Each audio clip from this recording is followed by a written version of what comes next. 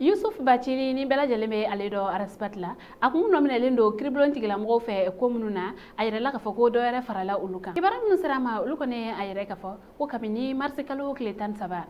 rasbat ale ko kun nominalen do kriblon tigila mo fe sabla akon kun ye kuma kan do fo aka la jere do sinfe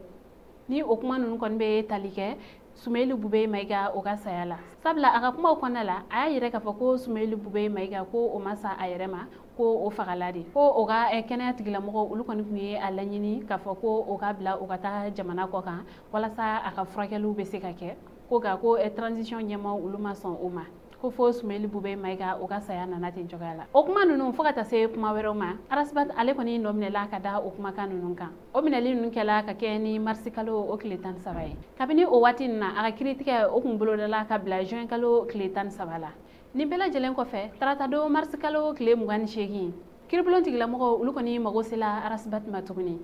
commune 4 au juge d'instruction arasbat kon tara yenno ni o sen fe uye nyang libéré do wera uda kuna kawla dona ka fo arasbat ale kon hu nomne le no mum folola ko o simulation d'infraction ale ni trouble à l'ordre public o wala no ko fe aka tratado wele la juge d'instruction fe ulu koni nyang libéré saba wera da kuna ni o folo yere koni ko association des malfaiteurs contre autrui ale ni offense au chef de l'État, ale ni diffusion des paroles contre les mœurs du pays. Kawla dona ka fako bakruba fola ko raspat ale koni nomne lindo ka juga wale konta ka nyesi ma kerengere ndo ma ko wafene ko ay doyama wale ko ta ka nyesi jamana nyemama ale ni fene ay kuma kando koni fo munu koni be dankarke jamana o yera koni ndamela ko wa anomne len flene ni wale yamunu nanieta ko nunu koni be no kabini santanyo kona sabla ay la ka fako raspat ko ale koni ni wale yan nunu koni ndamne ko amena ambe wati mina iko sisa arasbat ale la fasaba ni oye maître Kasum Tapoy